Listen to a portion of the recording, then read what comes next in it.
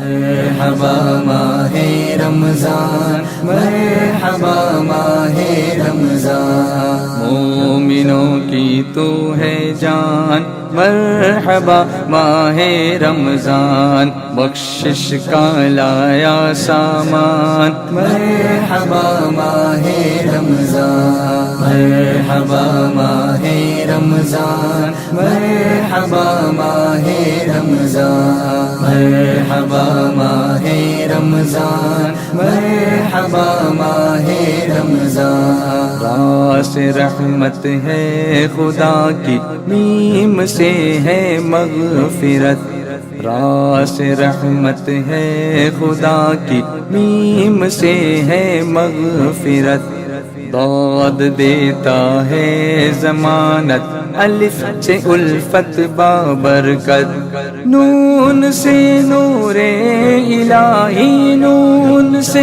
نور الہی، قلب کو روشن کرے، قید میں پہنچا شیطان، مرحبا ماہ رمضان۔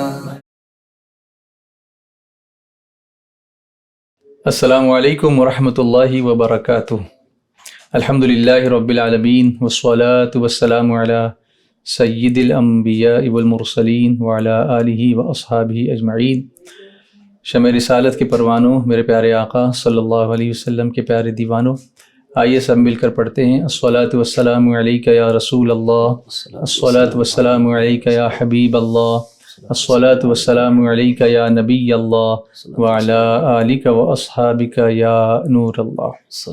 ماہ صیام کا سلسلہ الحمدللہ جاری ہے، اور آپ کی جو جستجو ہے مسائل کو جاننے کی، اور آپ کا شوق ہے علم حاصل کرنے کا، اس کا لحاظ کرتے ہوئے آج الحمدللہ ہم نے ایک انٹریکٹیو سیشن کا انعقاد اس میں کیا ہے، اور آپ جیسا کہ اسکرین پر دیکھ ہی رہے ہیں کہ ہمارے درمیان ایک عظیم، ہمارے خیر خواہ، ہمارے کرم فرما حضرت علامہ مفتی محمد زبیر صاحب قبلہ مصباحی، خطیب و امام سنی بڑی مسجد مدن پورہ تشریف فرما ہیں، اور آپ سب کی طرف سے میں حضرت کا استقبال کرتا ہوں اور خوش آمدید کہتا ہوں، اور حضرت کو اس پروگرام میں ان کا استقبال کرتے ہوئے عرض کرتا ہوں السلام علیکم ورحمۃ اللہ وبرکاتہ۔ وعلیکم السلام ورحمۃ اللہ وبرکاتہ۔ مزاج ہیں آپ؟ الحمدللہ ماشاءاللہ، ماہ سیام میں آپ کا استقبال ہے، اس سے پہلے بھی ہم آپ سے استفادہ کر چکے ہیں، اور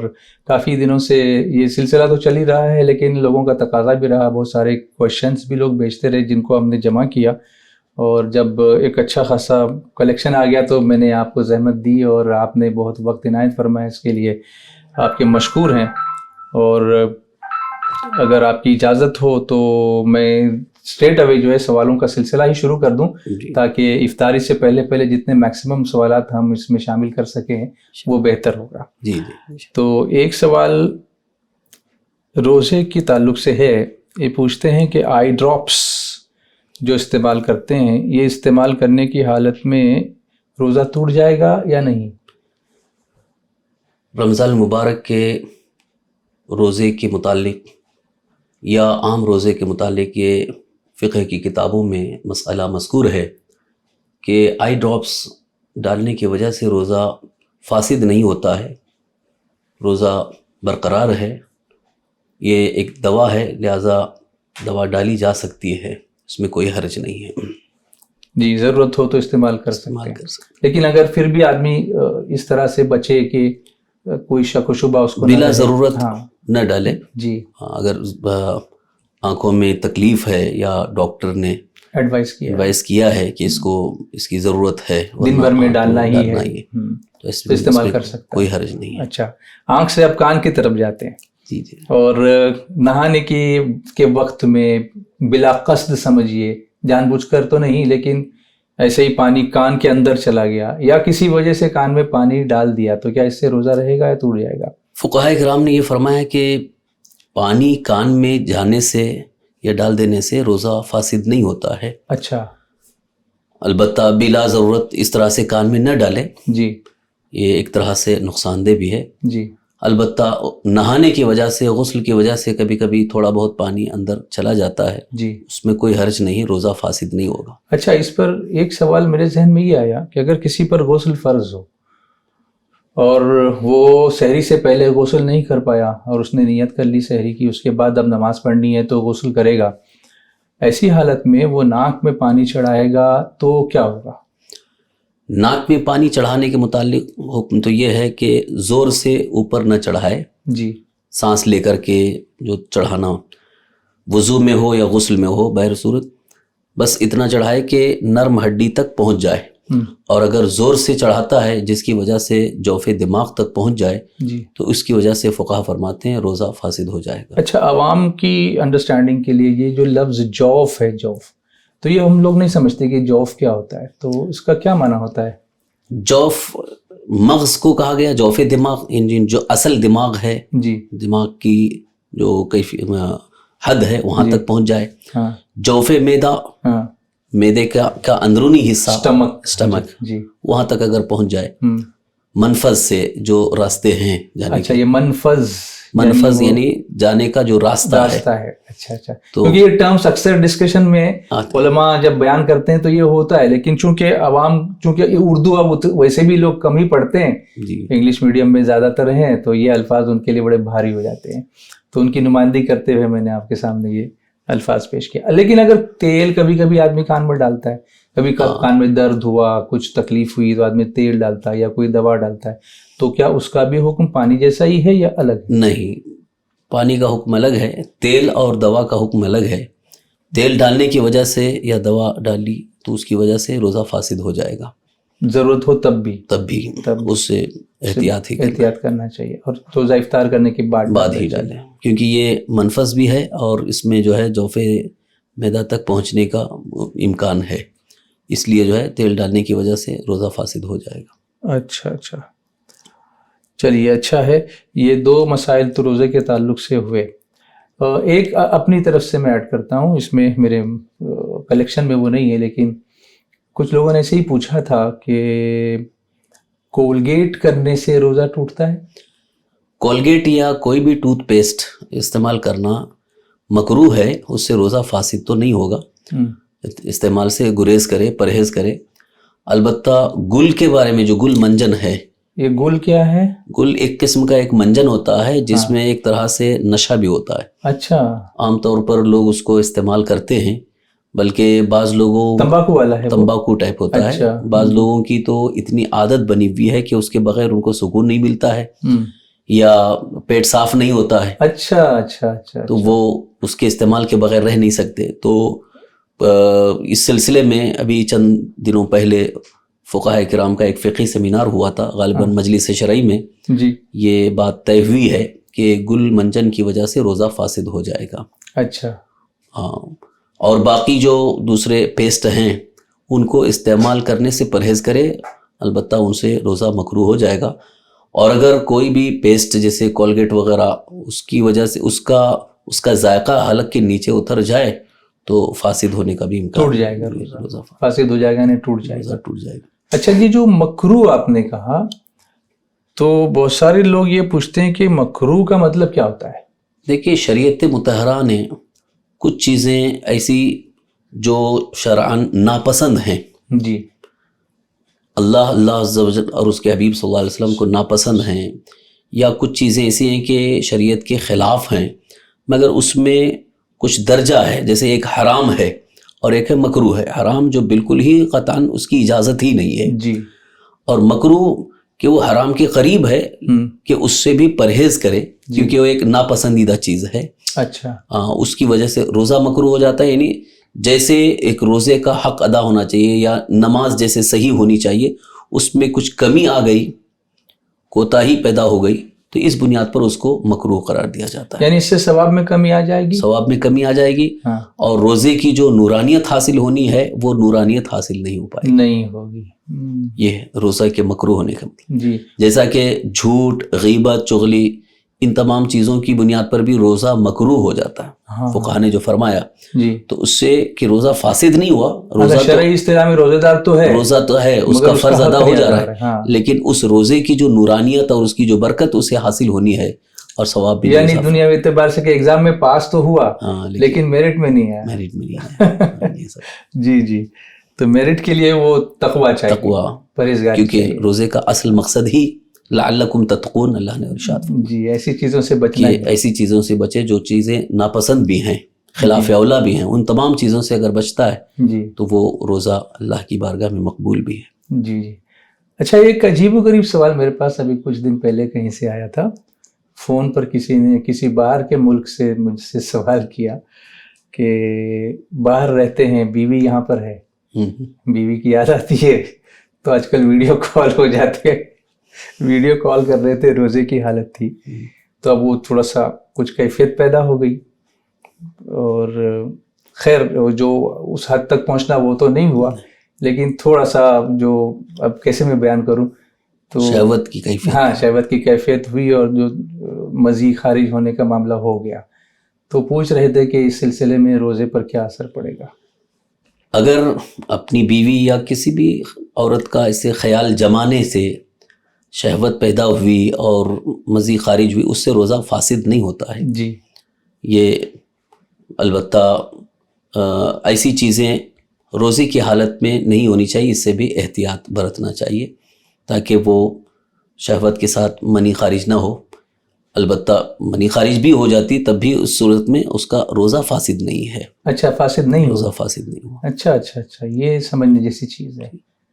تو اس کی کیا وجہ ہے کہ روزہ فاسد نہیں ہوا جبکہ یہ حالت ہوئی؟ یہ حالت یعنی وہ ایک ناپاکی کی حالت ہوئی, ہاں, مگر وہ جان بوجھ کر کے اس نے منی خارج نہیں کیا ہے. اچھا. کیونکہ فقہا نے لکھا ہے کہ جان بوجھ کر قصدن اپنے ہاتھ سے جو منی نکالی, جو شہوت سے منی, تو اس بالکل کی سخت حرام چیز وہ جو تو حرام ہے, جی. اور اس کی وجہ سے روزہ فاسد ہوا.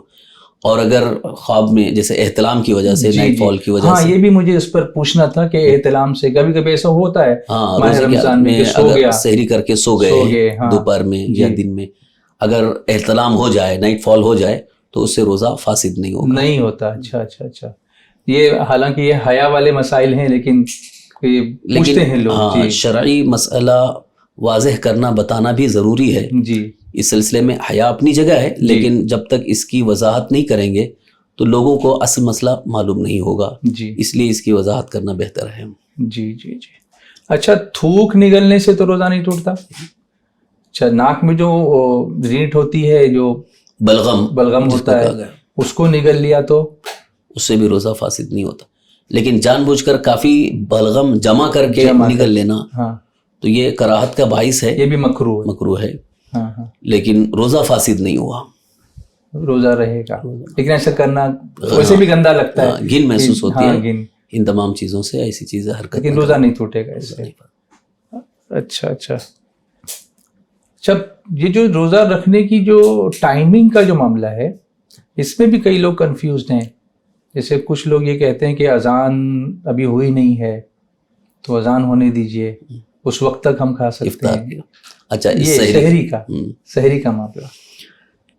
روزہ رکھنے کے متعلق جو کتاب اللہ اور سنت رسول اللہ میں حکم آیا ہے, جس کی بنیاد پر فقہا نے وقت متعین فرمایا, وہ یہ کہ صبح صادق سے پہلے یہ سحری ختم ہو جانی چاہیے.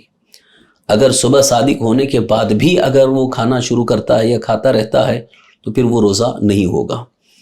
عام طور پر فجر کی جو اذان ہوتی ہے وہ صبح صادق طلوع ہونے کے بعد ہی ہوتی ہے. کم سے کم میرے خیال سے عام طور پر جو مسجدوں میں فجر کی اذان کا ٹائم ہوتا ہے وہ صبح صادق طلوع ہونے کے 2-3 منٹ کے بعد ہی ہے. جی.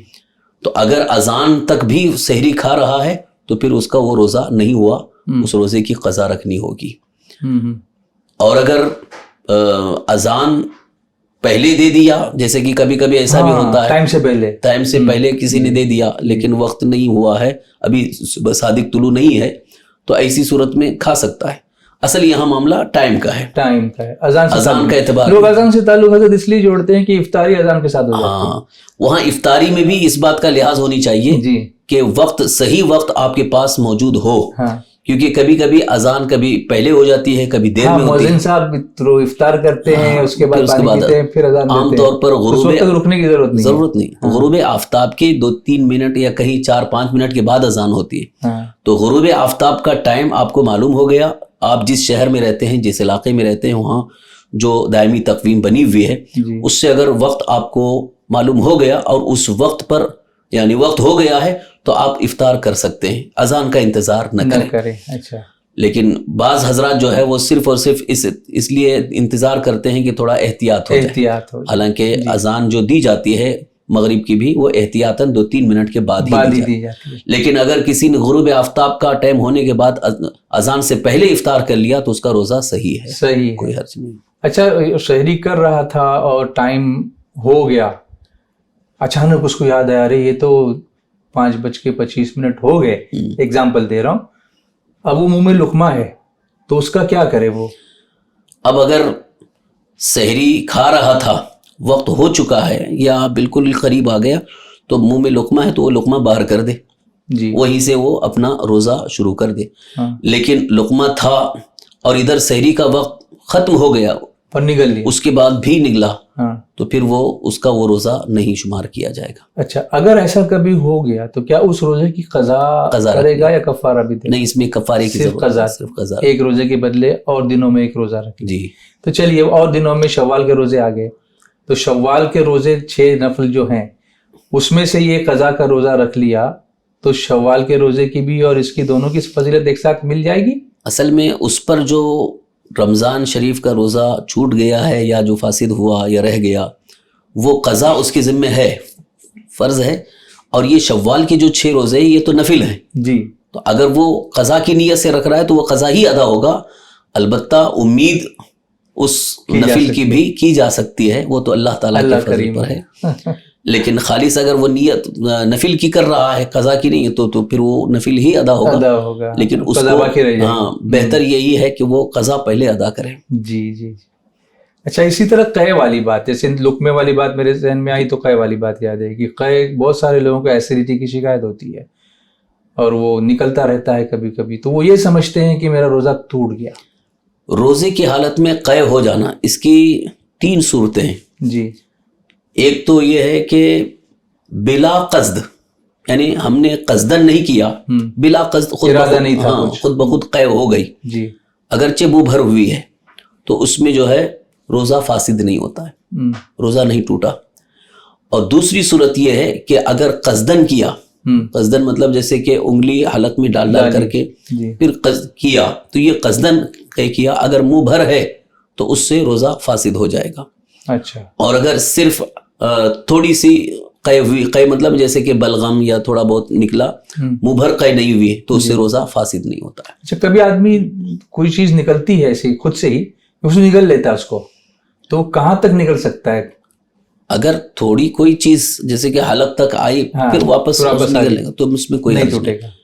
اور اگر کافی چیز منہ تک آ گئی تو اب اس کو نگلنا نہیں ہے، اس کو باہر تھوک دینا ہے. اچھا ماشاءاللہ یہ بڑے انٹرسٹنگ مسائل ہیں اور روزمرہ لوگوں کو اس سے سابقہ پڑتا رہتا ہے، کوئی بیمار ہو گیا، کوئی کیا ہو گیا، تو اس لیے میں نے آپ کے سامنے یہ مسائل پیش کیے.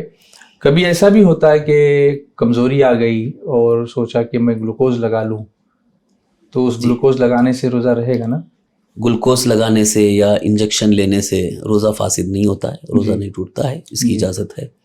فقہائے کرام نے یہ فرمایا کہ یہ انجیکشن یا گلوکوز جو چڑھایا جاتا ہے وہ نسوں میں، تو یہ جوف معدہ تک پہنچنے جو آپ نے پہلے بتایا اس راستے سے نہیں گیا، یہ منفذ سے بھی نہیں ہے، جوف معدہ تک نہیں پہنچتا ہے، تو اس میں کوئی حرج نہیں، روزہ فاسد نہیں ہوتا ہے. روزہ اگر ضرورت محسوس ہو تو، لیکن اگر کوئی صرف اور صرف طاقت حاصل کرنے کے لیے یا معاذ اللہ روزے کو ناپسند کر رہا ہے یا اپنے اوپر بوجھ محسوس کر رہا ہے، یہ اس چیز کے لیے نہیں ہونا چاہیے. جی جی جی. پھر تو روزے کی روحانیت اس کو محسوس ہوگی، غریبوں کی جتنی مشقت ہو روزے میں اتنا ہی بہتر ہے. جی چلیے کچھ تراویح کے تعلق سے کچھ سوالات آئے ہیں. تو کچھ رکعتیں اگر تراویح کی چھوٹ جائیں تو وہ کیسے اور کب ادا کرے؟ جیسے اب وطر کی جماعت کھڑی ہو جائے گی تو وہ تراویح وطر کے بعد ادا کرے یا پہلے وہ بچی ہوئی رکعتیں پڑھ کر پھر اپنی وطر ادا کرے؟ اگر ایسے وقت میں آیا کہ تراویح کی نماز جماعت کے ساتھ شروع ہے، نماز ہو رہی ہے جی اور اس کی کچھ رکعتیں چھوٹ گئی ہیں، اگر وہ عشاء کی نماز جماعت سے نہیں پڑھا ہے تو حکم یہ ہے کہ پہلے وہ عشاء کی نماز پڑھے، جی بعد والی جو 2 رکعت سنت موقدہ سنت بھی پڑھے، پڑھے، اچھا، پھر تراویح میں شریک ہو، جو رکعتیں مل جائیں۔ جو بھی رکعتیں مل جائے۔ اور اگر عشاء کی نماز نہیں پڑھا، ڈائریکٹ تراویح میں شریک ہو گیا تو اس کی وہ تراویح بھی نہیں ہوگی، کیونکہ اچھا تراویح کی نماز جو ہے وہ عشاء کے تابع ہے۔ اچھا تو پہلے عشاء کی نماز ادا کرنی ہے، اس کے بعد ہی وہ تراویح پڑھ سکتا ہے۔ ہاں، کبھی آدمی کو یہ وسوسہ ہو سکتا ہے کہ ابھی جماعت کھڑی ہے ہاں، تراویح کی، تو میں پہلے یہ پڑھ تراویح لوں، پڑھ بعد لوں، میں عشاء بعد پڑھ میں لوں گا۔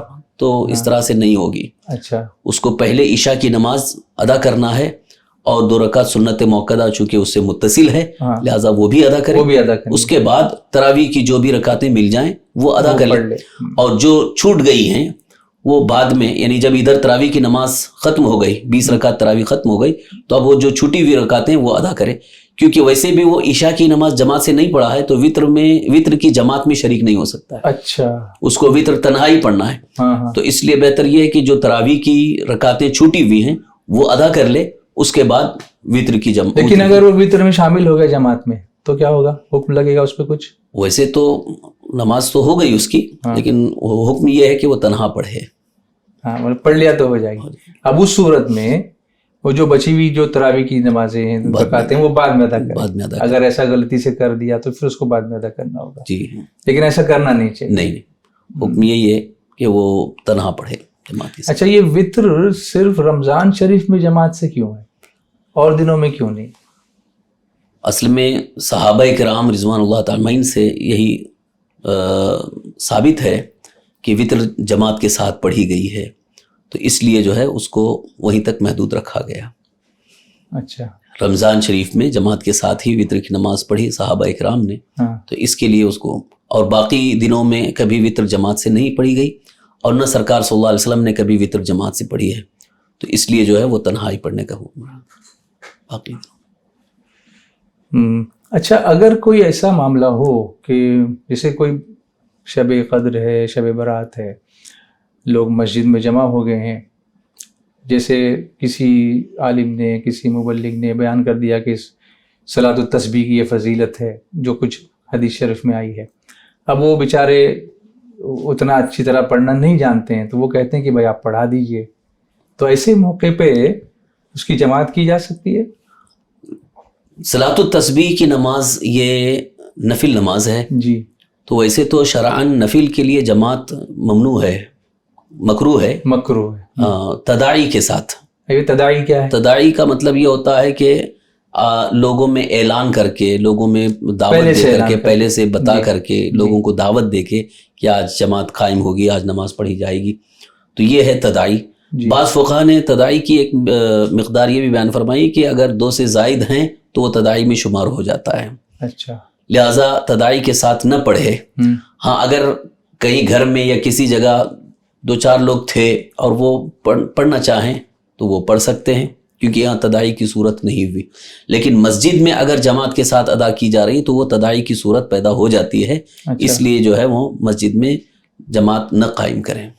اچھا، نہیں کرنی نہ چاہیے، کریں، جبکہ پہلے سے اعلان بھی نہیں ہوا اس کے باوجود تب بھی بھی جو ہے پھر بھی اس کو قائم نہیں کرنا چاہیے، نہ کریں تو بہتر ہے۔ اچھا، تو جو آپ نے بتائی صورت جو غیر تداعی کی، کہ گھر میں کہیں جمع 2-4 آدمی تھے، کھڑے ہو گئے، اب جو اس میں جو نماز پڑھائے گا، جو امام ہوگا، وہ قرأت جہری کرے گا، زور سے کرے گا؟ اس میں بھی آہستہ آہستہ ہی کرے گا۔ وہ بھی جاننا تھا، کیونکہ رات کی نماز ہے، اگر رات میں پڑھا رہا ہے تو رات میں ہو چاہے دن میں ہو، کیونکہ نفل جو ہے اس کی اگر جماعت بھی ہو تو اس میں قرأت جہری نہیں ہے، اچھا، سری ہی کرے۔ سری ہے، اچھا اچھا۔ اب یہاں عشاء اور ظہر کی سنت اگر کسی کی چھوٹ جائے، پہلے والی فرض سے پہلے کی 4، خیر عشاء میں تو غیر مقتدہ ہے تو اس میں وہ مسئلہ نہیں، لیکن ظہر میں ہے ظہر کی جو 4 رکعت سنت کب موقدہ پڑھے ہے وہ؟ مطلب قبل بعد ظہر۔ کی 2 پڑھ کے پھر پڑھے ہاں، اگر یا پہلے وہ پڑھے؟ اگر ظہر کی 4 رکعت سنت موقدہ جو پہلے ہے فرض سے، وہ اگر نہیں پڑھا ہے اور ادھر جماعت کھڑی ہو گئی، جماعت میں شریک ہو گیا، تو جماعت سے فارغ ہونے کے بعد 2 رکعت سنت موقدہ جو ہے فوراً وہ پڑھے، اس کے بعد وہ 4 رکعت سنت موقدہ پڑھے، اچھا، کیونکہ ظہر کی 4 رکعت فرض ادا کرنے کے بعد جو 2 رکعت سنت موقدہ ہے، اس میں فرض میں اتصال ہے، ملی ہوئی ہے، ہاں، اس میں زیادہ فاصلہ نہ ہونے چاہیے، فاصلہ نہ ہو۔ اسی لیے فقہا نے یہ لکھا ہے کہ دیر تک کوئی وظیفہ نہ کرے، ہاں، فرض کے بعد دعا میں یا وظیفے میں بہت زیادہ تاخیر نہ کرے کہ جس کی وجہ سے لمبا فاصلہ ہو جائے، فوراً اس کو ادا کرے۔ ہاں، لہٰذا اس اعتبار سے جو بعد والی 2 رکعت سنت موقدہ ہے اسے فوراً ادا کرے، جی، پھر اس کے بعد 4 رکعت جو سنت موقدہ چھوٹی ہے اس کو ادا کرے، لیکن سنت چاہے موقدہ ہو غیر موقدہ ہو، اس کی قضا نہیں ہے، اچھا، یعنی وقت میں ہی وہ پڑھ سکتا ہے، اور وقت اگر نکل گیا تو پھر اس کی کوئی قضا نہیں ہے۔ اچھا، لیکن یہاں ایک سوال میرے ذہن میں یہ آیا، اور کچھ لوگوں نے اس سے پہلے پوچھا بھی ہے کہ پہلے کی 4 رکعت سنت جو ظہر سے پہلے پڑھی جانی چاہیے، نہیں وقت ملا، جماعت کھڑی ہو گئی تھی، نہیں پڑھ پایا، اب بعد میں 2 رکعت سنت کے بعد اس کو ادا کرے گا، تو نیت کیا کرے گا؟ 4 رکعت سنت موقدہ ہی کی کرے، اس میں قبل اور بعد کہنے کی ضرورت کہنے کی ضرورت نہیں، اور اس کو قضا بھی کہنے کی نہیں، ضرورت قضا بھی کہنے کی ضرورت ہاں، کچھ لوگوں نے ایسا کہا تھا کہ وہ چونکہ اس کا وقت پہلے تھا تو اس لیے وہ اب وہ وقت اس کا صرف نکل گیا، نیت میں جو ہے مطلق سنت کی نیت کر لے تب بھی کافی ہے، اچھا، اس میں کوئی قضا مینشن کرنے کی ضرورت نہیں، مینشن کیونکہ وہ کرنے کی ظہر کا ضرورت وقت بہرحال ہے وقت ہے۔ اس لیے۔ لیکن یہاں ایک سوال اور ذہن میں آ گیا کہ فجر میں اگر ایسا ہوا تو خیر سبھی اکثر لوگ جانتے ہیں کہ اگر وہ اس کو قاعدہ اخیرہ بھی مل جائے اتنی دیر میں تو سنت ہلکی پڑھ کے جماعت میں شریک ہو جائے، لیکن ویسی صورت نہیں بنی اور جماعت چھوٹنے کا خوف تھا تو جماعت میں شریک ہو گیا، جماعت سے اس نے نماز پڑھ لی۔ اب یہ سنت جو اس کی رہ گئی ہے، کیونکہ فجر کے بعد کوئی نماز نہیں پڑھ سکتا ہے، تو اب یہ سنت کب ادا کرے اور کیا یہ ضروری ہے کہ اس کو ادا کرے؟ جی ہاں، فجر کی جو 2 رکعت سنت موقدہ ہے اس کے بارے میں بڑی تاکید آئی ہے، اچھا، اس لیے فقہا نے اس کو لکھا یہ آکد الموقد ہے، یعنی جتنی موقدہ نمازیں ہیں سنتیں ان میں سب سے زیادہ موقد یہ فجر کی ہے، اس لیے موقع مطلب تاکید اس کی زیادہ تاکید آئی ہے، اسی لیے حکم یہ ہے کہ جماعت کھڑی بھی ہو گئی تب بھی وہ 2 رکعت سنت موقدہ پڑھنے کی کوشش کرے جبکہ اس کو جماعت ملنے کا یقین ہے۔ جی، اور دیگر نمازوں میں یہ حکم نہیں ہے، جماعت کھڑی ہو گئی تو شامل ہو جائے، فوراً جماعت میں شامل ہو جائے، لیکن فجر کی سنت موقدہ کے لیے حکم یہ ہے کہ اگر جماعت کھڑی ہے لیکن 2 رکعت سنت موقدہ پڑھ کر کے جماعت میں شریک ہو سکتے ہیں تو شریک ہو جائیں، سنت بھی پڑھ لیں اور جماعت میں شریک ہو جائیں، اور اگر اس بات کا خدشہ ہے کہ جماعت ترک ہو جائے گی یا جماعت ختم ہو جائے گی تو اس کے لیے حکم یہ ہے کہ وہ جماعت میں شریک ہو جائے۔ اب جب فجر کی جماعت ختم ہو گئی تو فجر کی نماز کے بعد کوئی دوسری نماز نہیں پڑھ سکتے یہاں تک کہ طلوع آفتاب ہو جائے۔ اب طلوع آفتاب کے بعد جو 20 منٹ کا ٹائم ہے یہ وقت مکروہ ہے، تو وقت مکروہ ختم ہونے کے بعد وہ جو 2 رکعت سنت موقدہ رہی تھی اس کو ادا کریں، لیکن اس کی بھی ادائیگی کا وقت زوال سے پہلے تک ہے۔ طلوع آفتاب کے بعد 20 منٹ کا جو وقت مکروہ ہے وہ وقت مکروہ ختم ہونے کے بعد جی، زوال سے پہلے وہ 2 رکعت سنت موقدہ ادا کرے، وہ ادا کرے، لیکن وہ مسجد میں تو نہیں ہے، وہ کہیں چلا گیا، جہاں کہیں بھی ادا کرے، چاہے اور گھر اگر پہنچ نہیں کر۔ پڑے گا تو گناہگار ہوگا؟ جان بوجھ کر کے سنت موقدہ کو چھوڑنا گناہ ہے اور اس کی عادت بنا لینا یہ فسق ہے، یعنی وہ شخص فاسق مولد کہلائے گا۔ اچھا، اس لیے اس کو ادا کرنا جی چاہیے۔ جی، اچھا، ایک سوال اس سلسلے میں بھی، جیسے آپ نے مکروہ وقت کے بارے میں بتایا کہ فجر کے بعد طلوع آفتاب کے بعد تقریباً 20 منٹ کے بعد ہی کوئی ہم نماز دوسری پڑھ سکتے ہیں، جبکہ وہ اشراق کا وقت شروع ہو جاتا ہے اور اس کی بڑی فضیلت ہے۔ عام دنوں میں کچھ نمازیوں کی عادت ہوتی ہے کہ فجر چونکہ مستحب وقت میں تاخیر سے اینڈ کی طرف پڑھی جاتی ہے، طلوع سے پہلے آدھا گھنٹہ، تو وہ بیٹھے رہتے ہیں مصلی پر، اور پھر جیسے ہی 20 منٹ ہو جاتے ہیں طلوع کے بعد تو پھر کھڑے ہو کے اشراق پڑھ لیں، 2 رکعت پڑھ لیتے ہیں، 4 رکعت پڑھتے ہیں۔ مگر رمضان شریف میں یہاں چونکہ لوگوں کی سہولت کے پیش نظر سحری سے قریب ہی جماعت قائم کی جاتی ہے تاکہ لوگ پہلے سے جگے ہوئے ہوتے ہیں، تو اس لیے ان کو جن کو ڈیوٹی پر جانا ہو یا کسی کو آرام کرنا ہو تو پہلے جماعت ہو رہی. اب یہ وقفہ ہو جاتا ہے کافی لمبا, طلوع آفتاب اور اس کے بعد 20 منٹ. جی اس میں چونکہ ابھی سحری کی ہے, کسی کو کچھ حاجت بھی ہو سکتی ہے, کوئی استنجا کے لیے جانا ہے کرنا ہے, تو اب وہ مصلی پہ بیٹھنے والا جو اس فضیلت والا معاملہ ہے وہ نہیں ہو پاتا. تو ایسی صورت میں اشراق کی نماز کب ادا کرے گا, کب تک ادا کر سکے گا؟ دیکھیے اشراق کی نماز کے لیے یہ جو حکم ہے کہ مصلی پہ بیٹھے رہے, جی, اس کا یہ مفہوم ہے کہ دنیاوی کام میں مصروفیت نہ ہو, کوئی اللہ کے دنیاوی ذکر میں رہے. ہاں اللہ کا ذکر کرے. اور اگر اپنی طبعی حاجت ہے, ضرورت ہے, جیسے استنجا وغیرہ کے لیے جانا ہوا, مسجد ہی میں اگر استنجا کے لیے جا کے پھر وضو کر کے آ گیا, جی, تو یہ دنیاوی کام میں شمار نہیں کیا جائے گا کیونکہ وہ طبعی حاجت ہے. جی, البتہ اگر گھر چلا گیا یا کسی اور کام کے لیے گیا, پھر واپس آ کر کے یا گھر میں اگر ادا کر رہا ہے تو پھر وہ ثواب نہیں ملے گا. لیکن نماز وہ ہو جائے گی. نماز اشراق پڑھ سکتا ہے. تو اس کا آخری وقت کب تک ہے اشراق کا؟ وہی جو چاشت کی نماز کا جو وقت ہے اس سے پہلے تک پڑھ سکتا ہے. اچھا, چاشت کی نماز سورج کچھ اور اوپر آنے کے بعد تھوڑا اوپر ہو پڑھنے چاہیے, لیکن اگر اشراق کے فوراً بعد کوئی پڑھ لے تب بھی چاشت ہو جائے گی. چاشت کی ادا ہو جائے گی. لیکن افضل یہ ہے کہ تھوڑا اور انتظار کریں. ہاں جی. اچھا, نماز میں اگر کوئی آیت چھوٹ جائے پڑھتے پڑھتے, جیسے سورہ رحمان پڑھ رہا ہے اور پڑھتے پڑھتے تسلسل میں 1-2 آیتیں چھوٹ گئیں اور پھر اگلی آیت پہ جمپ کر گیا وہ, اور پھر خیال نہیں آیا اس کو تو واپس بھی نہیں آیا اور نماز پوری کر لی, تو اس صورت میں نماز ہوگی؟ دیکھیے, قرآن کریم کی تلاوت نماز میں جب ہو رہی ہو, ویسے تو اس کے متعلق اللہ تعالیٰ کا فرمانا ہے فَقْرَؤُوا مَا تَيَسَّرَ مِنَ الْقُرْآنِ, قرآن میں سے جہاں سے آسان ہو وہاں سے پڑھو. تو مقدار جو ہے وہ کم سے کم 3 آیت کی مقدار یا کوئی ایک بڑی آیت جو 3 کی مقدار ہو, اتنا پڑھ لینا نماز کے لیے کافی ہے. جی. لیکن اگر ایک آیت پڑھا پھر اس کے بعد والی بھول رہا ہے, ذہن میں نہیں آ رہی ہے, تو پھر آگے سے پڑھ لیا تو اس میں کوئی حرج نہیں ہے. اگر بیچ میں کوئی ایک آیت چھوٹ گئی, جان بوجھ کر کے نہ چھوڑے, لیکن اگر جہاں سے آیت چھوٹی ہے تو جہاں تک پڑھا اور پھر جدھر سے پڑھ رہا ہے, اگر اس سے معنی میں کوئی فساد پیدا ہوتا ہے تو پھر اس کی وجہ سے نماز فاسد ہو جائے گی. اچھا. اور اگر بیچ میں جو آیت چھوٹ رہی ہے اور آگے سے جو پڑھ رہا ہے, اس جہاں تک پڑھا تھا اس کو اس سے ملانے کی صورت میں کوئی معنی فاسد نہیں ہو رہا ہے, جی, تو نماز ہو جائے گی.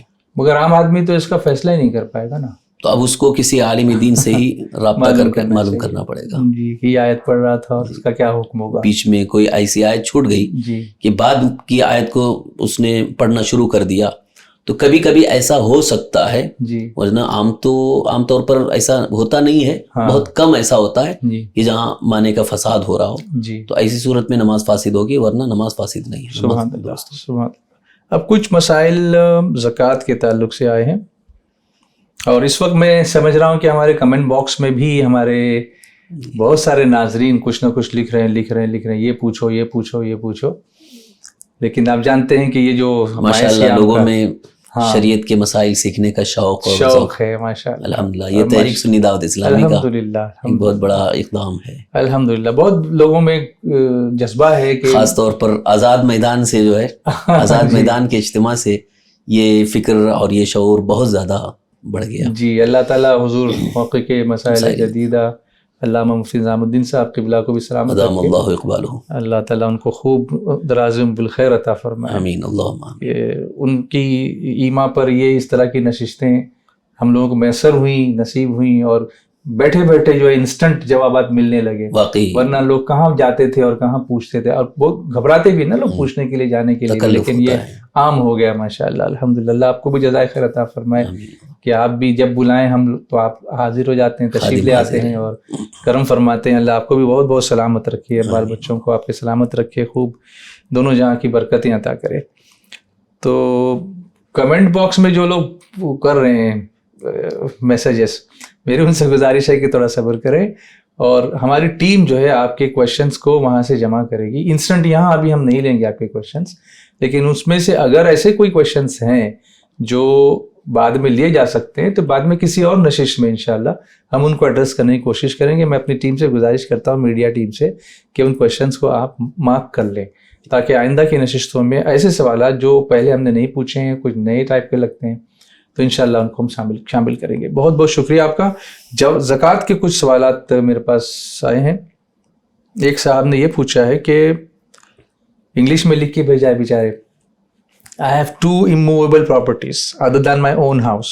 میرے گھر کے علاوہ جس میں رہتا ہوں اس کے علاوہ میرے 2 اور مکان ہیں. The first one is occupied by my real brother. پہلا گھر جو ہے میرے گھر کے علاوہ وہ میرے سگے بھائی کو میں نے دیا ہے، وہ اس میں رہتے ہیں. اور دوسرے گھر کو میں نے رینٹ پر دیا ہے، کرائے پر دیا ہے. اور وہ جو کرایہ آتا ہے وہ میں اپنی امی کے جو ذاتی اخراجات ہیں، ایکسپنسز ہیں، تو ان کو میں دیتا ہوں، وہ اپنی اس پر سے گزر بسر ان کی ہو جاتی ہے. اب سوال یہ ہے کہ یہ جو مکانات ہیں اس پر کیا مجھے زکوٰۃ دینی ہوگی؟ اگر دینی ہوگی تو اس کی صورت کیا ہوگی؟ زکوٰۃ کی جو مالیت ہے اس میں ذاتی گھر یا کرائے پر دیے ہوئے گھر وہ نہیں آتے ہیں. یعنی جن چیزوں کی زکوٰۃ ادا کرنی ہے، اگر کسی کا خود ذاتی مکان ہے، اس میں خود رہ رہا ہے یا بھائی رہ رہے ہیں، تو اس مکان کی تو کوئی زکوٰۃ ادا کرنی نہیں ہے، چاہے 1 ہو یا 2 ہو، جو اپنی ذاتی مکان اپنے رہنے کے لیے بنایا ہے. اسی طرح سے اگر کوئی مکان کرائے پر دیا ہوا ہے تو اس مکان پر زکوٰۃ نہیں ہے. جی. البتہ اس کی جو کرائے کی آمدنی اپنے پاس جمع رہتی ہے، تو سال پورا ہونے پر جب دوسرے مد کے جتنے بھی رقوم جمع ہوتے ہیں اس کے ساتھ اگر وہ بھی جمع کر رہا ہے تو اس کی زکوٰۃ ہوگی، اور نصاب کو پہنچ رہا ہے. جی. اور اگر جو بھی کرائے کی رقم آتی ہے وہ خرچ ہوتی ہے، جیسا کہ ابھی ان صاحب نے کہا کہ اپنی امی کے ایکسپنسز کے لیے انہوں نے اس کو یہ کر دیا ہے، تو وہ کرائے کی رقم آتی ہے، خرچ ہو جاتی ہے، تو اس پر کوئی زکوٰۃ نہیں ہے. جی. جمع نہیں ہو رہی. جمع نہیں ہے. اچھا. ایڈ بھی نہیں ہو رہی وہ کمائی کی. ہاں، اس پر زکوٰۃ. تو اب ان دونوں مکانات پر زکوٰۃ نہیں ہے، نہیں، اگرچہ وہ کروڑوں کی مالیت کے ہوں. جی. جی. اور آج کل ایسے شہروں میں تو کروڑوں کا ہی حساب ہوتا ہے. جی. اچھا. ایک صاحب یہ پوچھتے ہیں کہ سونے کے جب زیورات ہم لوگ خریدتے ہیں تو زیور بناتے وقت وہ جو جویلرس ہوتے ہیں وہ اس کی جو بنانے کے لیے جو کاریگر کی فیس اور یہ سب ملا کر پھر اس کی قیمت کافی لگا دیتے ہیں، تو ہم لوگ اس وقت اس کو اچھے بھاؤ میں، مطلب اونچے بھاؤ میں خریدتے ہیں. لیکن اگر اس کو ہم آج بیچنے جاتے ہیں تو اتنی قیمت نہیں آتی جتنے میں ہم نے خریدا تھا. اس میں کچھ نہ کچھ کمی، وہ کیونکہ وہ بزنس ہے، وہ کہتے ہیں کہ بھئی یہ اتنے میں نہیں جائے گا، اتنے میں جائے گا، اس میں یہ خرابی ہے، یہ ہے، کیرٹ کم ہے، پتہ نہیں کیا کیا. تو اب ہم جب زکوٰۃ اس پر نکالیں گے تو وہ جو ہماری خریدی ہوئی اونچی قیمت تھی اس پر، یا آج جو مارکیٹ میں ریٹ ہے اس پر؟ دیکھیے، سونا زیور جو بھی ہے جس کی زکوٰۃ نکالنی ہے، تو جن کی ملکیت میں ہے وہ اس سونے کو اگر سونے کے ذریعے نکال رہے ہیں تو پھر اس کی مقدار متعین کر لیں، اس میں سے 2.5% نکالنا رہے گا. اور اگر قیمت کے اعتبار سے زکوٰۃ نکالنی ہے تو مارکیٹ میں جو اس کی قیمت ہے، جب ہم خریدنے جائیں گے تو جو قیمت ہمیں، جس قیمت کے ساتھ وہ سونا خریدا جا سکتا ہے، تو اسی قیمت کا اعتبار کریں گے، آج کی قیمت کا. ایک پہلا جو آپ نے جواب دیا وہ تھوڑا فلیش ہوا میرے دماغ میں کہ سونے سے سونا، اکثر میں سمجھتا ہوں ایسا کوئی نہیں کرتا. عام طور پر لوگ نہیں کرتے ہیں کہ سونا ہی نکال کر کے دے دیں، کیونکہ وہ کس کو دیں گے سونا؟ تو اس میں سے اگر 2.5%، جیسے کہ اس کی مقدار اگر متعین ہو رہی ہے 2.5% نکالیں گے. اب زیور کو تو توڑا نہیں جا سکتا، لیکن اگر ایسی کچھ چیزیں ہیں، الگ الگ چیزیں ہیں جی، اور وہ 2.5% میں وہ اتنی نکل رہی ہے، تو اصل سونے ہی سے جھمکا ہے، تو اصل سونے سے بھی زکوٰۃ نکالی جا سکتی ہے. تو وہ کسی مستحق کو دے دیں. ہاں، جو مستحق ہے اس کو دیں گے. اور اگر قیمت کے اعتبار سے نکالنا ہے تو پھر اس کی وہ قیمت کا اعتبار کریں گے جو موجودہ مارکیٹ میں اس کی قیمت ہے. مثال کے طور پر جیسے آج اگر مارکیٹ بھاؤ جو ہے 48,000 روپے ہے، تو اب ہم جو بھی ہمارے پاس زیور ہے اس کو وزن کر لیں، کہ وزن کے اعتبار سے اگر ٹوٹل جو ہے وہ 50 گرام ہو رہا ہے یا 60 گرام ہو رہا ہے، تو اب 50 گرام یا 60 گرام کی جو قیمت ہے مارکیٹ میں، اس کے اعتبار سے اس کی ادا کریں. جی.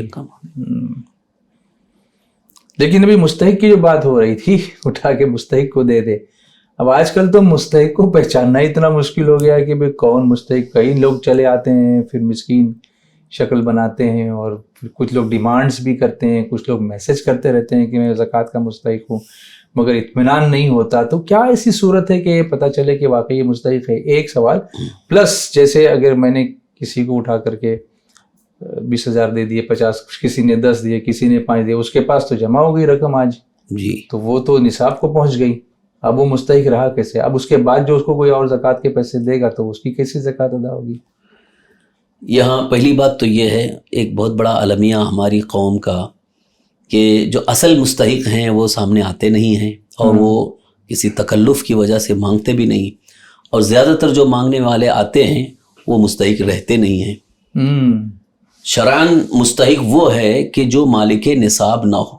جی, جیسے فقہاء اکرام نے کتابوں میں لکھا, فقہ کی کتابوں میں, کہ فقیر یعنی مسلمان سنی صحیح العقیدہ فقیر وہ زکوٰۃ کا مستحق ہے.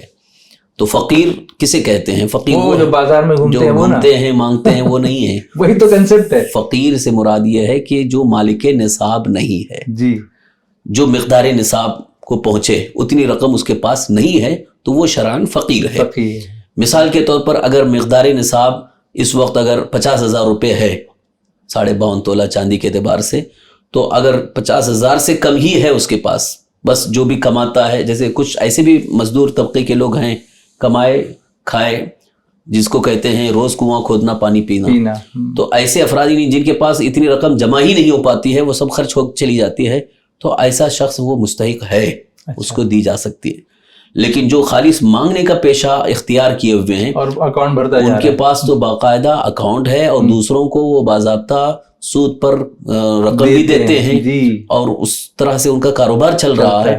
تو ایسے شخص, اگر ایسے لوگ جو جن کے بارے میں پتہ چل جائے, تو ہرگز انہیں زکوٰۃ کی رقم نہ دی جائے, کیونکہ اس صورت میں زکوٰۃ ادا نہیں ہوگی. غیر مستحق کو آپ نے دیا تو زکوٰۃ ادا نہیں ہوگی. تو پہلے رشتہ داروں میں ڈھونڈے, پہلے رشتہ داروں میں جو قریب ہیں یا دوست و احباب ہیں, پڑوسی ہیں, گاؤں کے لوگ, ہاں, کیونکہ ان کے متعلق زیادہ تر معلومات حاصل ہو جاتی ہے. جی, معلومات حاصل ہو جاتی ہے, کیونکہ رشتہ داروں کے متعلق اکثر باتیں ہوتی رہتی ہیں, یا کبھی نہ کبھی خبر ملتی ہے کہ لاس ہو گئے, یہ ہو گئے, ہمیں پتہ چلتا ہے, تو پتہ چل جاتا ہے. تو ایسی صورت میں ان کو دینا یہ اچھا, یہ کوئی ضروری نہیں کہ زکوٰۃ بول کے ہی دے, نہیں, تاکہ ان کا جو متاثر رشتہ دار یا کسی کو بھی اگر زکوٰۃ دے رہے ہیں تو یہ بول کر کے دینا ضروری نہیں کہ یہ زکوٰۃ کی رقم ہے, تو ان کا بھرم بھی رہ جائے. ہاں, بلکہ یہ کہہ کے دے سکتے ہیں کہ یہ ہماری طرف سے عیدی ہے. جیسے عام طور پر رمضان شریف میں عیدی دی جاتی ہے. کتنا خیال رکھا ہے نا شریعت نے, شریعت مطہرہ نے عزت نفس کا بہت خیال رکھا ہے. سرکار دو عالم صلی اللہ علیہ وسلم نے اس کی بڑی تاکید فرمائی کہ کسی کو کسی کے سامنے ذلیل و رسوا نہ کرو, کہ وہ شرمندہ بھی نہ ہو کہ یار میں کبھی جو ہے اس بات کا اظہار ہوا کہ میں نے زکوٰۃ لیا تھا, تو اس تکلف کی وجہ سے وہ نہیں لینا چاہتا ہے, مگر آپ اس طرح سے ان کو دیں کہ ان کی عزت بھی برقرار رہے. یہ ہم اپنی طرف سے خوشی عیدی آپ کو دے رہے ہیں بچوں کے کپڑے کے لیے. ماشاءاللہ.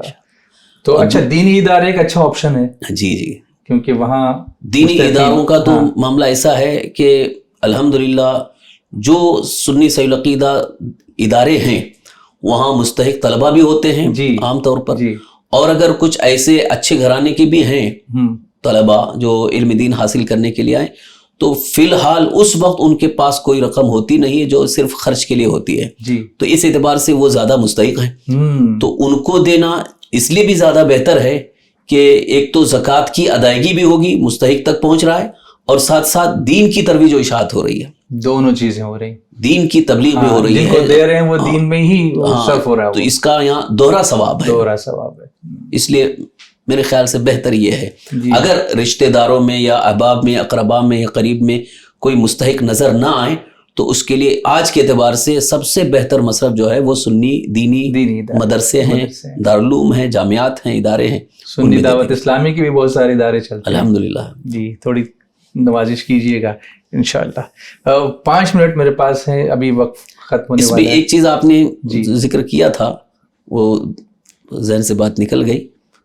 ایک سوال اسی میں آپ نے اور بھی ایڈ کیا تھا, ایک تو مستحق کیسے پہچانے. ہاں, پہچانے. جی, اچھا, جن کو رقم دی گئی جی, ہاں, وہ پھر نصاب کو پہنچ گئے. ہاں, اگر کوئی واقعی مستحق ہے اور اس کو زکوٰۃ کی رقم دی گئی, جی اب زکوٰۃ کی رقم لے کر کے وہ اس مقدار کو پہنچ گئی اس کی وہ رقم کہ اب وہ خود مالک نصاب ہو گیا, اب پھر وہ زکوٰۃ نہیں لے سکتا. جی اگرچہ اس پر زکوٰۃ جو فرض ہوگی وہ نصاب مقداری نصاب ہے, لیکن سال پورا ہونے کے بعد اس پر زکوٰۃ فرض ہوگی. جی لیکن اب مقدار نصاب کا مالک ہو چکا ہے تو اب وہ زکوٰۃ لے نہیں سکتا ہے. جی جی مثال کے طور پر اگر 45,000 روپے اگر مقدار نصاب ہے اور ادھر ادھر سے ملا کر کے 45,000 اس کو دے دی گئی, جی تو اب وہ پھر زکوٰۃ کی رقم نہیں لے سکتا. لیکن مجھے معلوم نہیں ہے اس کے پاس جمع ہوئی ہے وہ. تو ظاہر حال پر کا اعتبار کیا گیا ہے کہ اگر کوئی اس کے ظاہر حال سے ایسا لگتا ہے کہ واقعی وہ مستحق ہے, پریشان حال ہے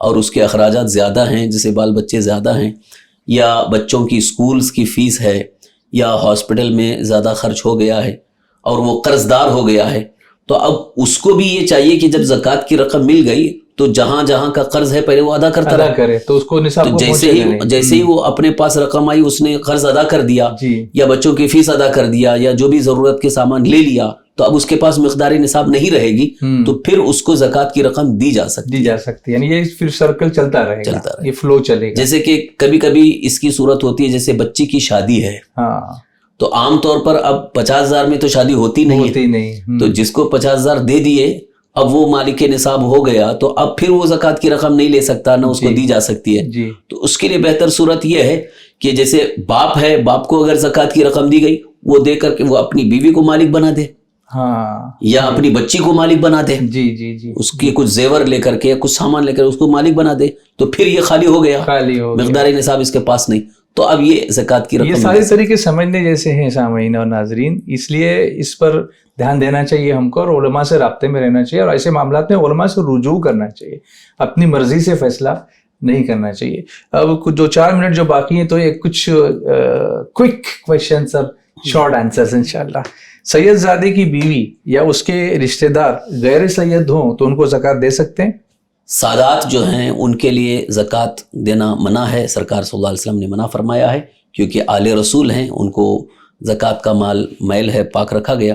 لیکن اگر کسی سید کی زوجہ بیوی اگر وہ غیر سید ہے, سیدہ نہیں ہے, تو اس صورت میں اس کو زکوٰۃ دی جا سکتی ہے. اسی طرح سے اگر بیوی سیدہ ہے, شوہر غیر سید ہے, تو اس کو دی جا سکتی ہے, اور اس کی اولاد بھی غیر سید ہوگی کیونکہ نسب جو ہے باپ سے ہوتا ہے, اولاد کو بھی دی جا سکتی ہے. اچھا, بینک اکاؤنٹ میں زکوٰۃ ٹرانسفر کرنے سے زکوٰۃ ادا ہو جائے گی؟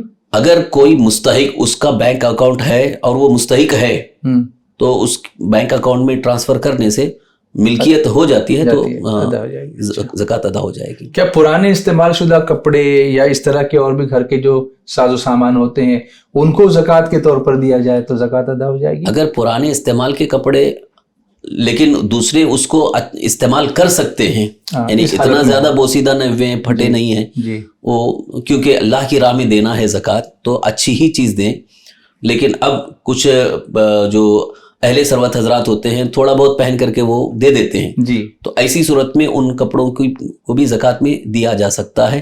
اور ساز و سامان جو بھی ٹوٹا پھوٹا نہ ہو, یعنی غیر مستعمل نہ ہو, استعمال کے لائق ہو. ایسا نہ ہو کہ اپنے لیے ڈسکارڈڈ ہے اور اٹھا کے دے دیا, تو اللہ کی رضا کے لیے ایسا کر دیا اٹھا کر کے تو مناسب نہیں. سوالات کا فلو بہت ہے, کمنٹ باکس میں بھی بہت سارے سوالات ہیں, لیکن اب افطاری کا وقت قریب ہے, دعا کیجیے گا. اور امید ہے کہ اگر آپ نے پھر کرم فرمایا اور پھر ہمارے پاس اتنے سوالات ہوئے کہ ایک نشست اور ہو سکی تو انشاءاللہ آپ کو ضرور رحمت دیں گے. اللہ آپ کو جزائے خیر دے. دعا فرمائے. بسم اللہ الرحمن الرحیم, الحمد للہ رب العالمین, حمدا یوافی نعمہ وکافی مزیدا. اللهم صل وسلم على سيدنا مولانا محمد صلاة تنجينا بها من جميع الأهوال والآفات وتقضي لنا بها جميع الحاجات وتطهرنا بها من جميع السيئات وترفعنا بها عندك على الدرجات وتبلغنا بها أقصى الغايات من جميع الخيرات في الحياة وبعد الممات إنك على كل شيء قدير. يا الله يا رحمن يا رحيم يا ذا الجلال والإكرام يا بديع السماوات والأرض. اللهم بجاه حبيبك سيدنا محمد صلى الله تعالى وسلم طهر قلوبنا من كل وصف يباعدنا عن مشاهدتك ومحبتك وأمتنا على السنة والجماعة والشوق إلى لقائك يا ذا الجلال والإكرام. آمين. اللهم احفظنا من كل البلاء والوباء والأمراض. آمين. اللهم إنا نعوذ بك من جهد البلاء وسوء القضاء وشماتة الأعداء. آمين. اللهم استرنا بسترك الجميل. آمين. اللهم بجاه حبيبك سيدنا محمد صلى الله تعالى عليه وسلم تقبل منا صلاتنا وقيامنا وركوعنا وسجودنا وقعودنا ودعاءنا وصيام شهر رمضان. آمین آمین. یا الہ العالمین یا رحم الراحمین، ماہ رمضان المبارک کے صدقے میں سرکار دو عالم صلی اللہ تعالی وسلم کے وسیلے سے ہم سب کی مغفرت فرما. آمین. ہمارے صغائر کبائر تمام گناہوں کو یا اللہ معاف فرما. آمین. یا اللہ ہمیں ہر گناہ ہر برائی سے محفوظ فرما. آمین. شریعت مطہرہ کے احکام پر عمل کی توفیق عطا فرما. آمین. یا اللہ ہمارے دلوں کو تیرے حبیب صلی اللہ تعالی وسلم کی سچی محبت کا مدینہ بنا. آمین. یا الہ العالمین یا رحم الراحمین، اپنے حبیب صلی اللہ تعالی وسلم کی نالین پاک کے صدقے میں ہم سب کی تمام پریشانیوں کو دور فرما. آمین. ہماری ہر مشکل آسان فرما. یا اللہ ہماری تمام مصیبتوں کو دور فرما. آمین. یا الہ العالمین یا رحم الراحمین، ہماری روزی میں، روزگار میں، عمر میں خوب خیر و برکت عطا فرما. آمین. یا اللہ ہم میں جو بیمار ہیں انہیں شفاء کاملہ عاجلہ، صحت و عافیت و تندرستی نصیب فرما. آمین. یا الہ العالمین یا رحم الراحمین، عالمی تحریک سنی دعوت اسلامی کو روز افزو ترقی عطا فرما. یا اللہ اس کا فیض پوری دنیا میں عام و تعام فرما. آمین. یا اللہ خدمت دین کی راہ میں جو بھی رکاوٹیں ہیں ان ساری رکاوٹوں کو دور فرما. آمین. تحریک سنی دعوت اسلامی کے جتنے بھی ادارے ہیں یا اللہ ان تمام اداروں کو فروغ اور ترقی عطا فرما. یا اللہ استحکام عطا فرما. نظر بد سے محفوظ فرما. آمین. حضور امیر سنی دعوت اسلامی، نائب امیر حضرت قاری محمد رضوان صاحب قبلہ اور دیگر تمام مبلغین سنی دعوت اسلامی کو یا اللہ صحت و عافیت و تندرستی عطا فرما. آمین. تمام بیماریوں سے محفوظ فرما. یا اللہ ہر قسم کی آفت و بلا سے، زمینی آسمانی آفات و بلیات سے ہم سب کی حفاظت فرما. آمین. آمین. یا الہ العالمین یا رحم الراحمین، یا اللہ جتنے بھی مسلمان پریشان حال ہیں یا اللہ ان کی ساری پریشانیوں کو دور فرما. آمین. بالخصوص ترکیہ کے اور سیریا کے مسلمانوں کی مدد فرما. آمین. یا اللہ یا رحمان و رحیم، جتنے ہمارے مسلمان بھائی بے قصور جیل کے سلاخوں میں بند ہیں یا اللہ ان کی رہائی کا پروانہ عطا فرما. آمین. یا اللہ انہیں جیلوں سے رہائی عطا فرما. یا رحم الراحمین، یا اللہ فضل فرما، کرم فرما، رحم فرما. آمین. یا اللہ ہمیں ماہ رمضان المبارک کی برکتیں عطا فرما. آمین. ماہ رمضان المبارک کی قدر کرنے اور اس کا احترام کرنے کی توفیق عطا فرما. آمین. یا الہ العالمین یا رحم الراحمین، ہمیں ماہ رمضان المبارک کی شفاعت نصیب فرما. قرآن عظیم کی شفاعت نصیب فرما. آمین. تیرے حبیب ہمارے آقا صلی اللہ تعالی وسلم کی شفاعت نصیب فرما. آمین. یا اللہ ہمیں قبر کے عذاب سے، جہنم کے عذاب سے محفوظ فرما. آمین. یا الہ العالمین یا رحم الراحمین، یا اللہ ہماری دنیا بھی سنوار دے، ہماری آخرت بھی سنوار دے. آمین. یا اللہ ہمیں عذاب قبر، عذاب جہنم سے نجات عطا فرما. آمین. آمین. یا رحم الراحمین، یا اللہ ہمارے روزے، ہماری نمازیں، ہماری تلاوت قرآن اور نیکیوں کو قبول فرما. آمین. یا اللہ مزید ہمیں نیکیوں کی توفیق اور رغبت عطا فرما. آمین. گناہوں سے بچنے کی، خواہشات نفسانی کی پیروی سے بچنے کی توفیق نصیب فرما. آمین. آمین. یا اللہ ہمیں آخری دم تک ایمان پر زندہ رکھ، ایمان ہی پر خاتمہ نصیب فرما. آمین. اللہم ربنا آتنا فی الدنیا حسنہ وفی الآخرۃ حسنہ وقنا عذاب النار. آمین. اللہم ربنا تقبل منا انک انت السمیع العلیم آمین. وتب علینا انک انت التواب الرحیم. آمین. قال اللہ تبارک وتعالی فی شان حبیبہ الکریم اعوذ باللہ من الشیطان الرجیم ان اللہ وملائکتہ یصلون علی النبی یا ایہا الذین آمنوا صلوا علیہ وسلموا تسلیما. اللہم صل وسلم علی سیدنا مولانا محمد معین الجود والکرم وعلی آلہ واصحابہ وبارک وسلم صلاۃ وسلام علیک یا رسول اللہ صلی اللہ تعالی علیہ وسلم. الہی خیر گردانی بحق شاہ جیلانی. آمین. الہی خیر گردانی بحق شاہ جیلانی. آمین. الہی خیر گردانی بحق شاہ جیلانی. آمین. الہی بحق بنی فاطمہ کے برقول ایما کنم خاتمہ. آمین. وگر دعوتم رد کنی ور قبول منو دست و دامان آل رسول. آمین. سبحان ربک رب العزت عما یصفون وسلام علی المرسلین والحمد للہ رب العالمین. جب دمیں واپسی ہو یا اللہ لب پہ ہو لا الہ الا اللہ محمد رسول اللہ. جزاک اللہ خیر، احسن الجزا. ناظرین انشاءاللہ پھر اگلے ایپیسوڈ میں ملاقات کرتے ہیں. دعا میں یاد رکھیے گا. السلام علیکم ورحمۃ اللہ السلام وبرکاتہ. علیکم. مرحبا ماہ رمضان، مرحبا ماہ رمضان.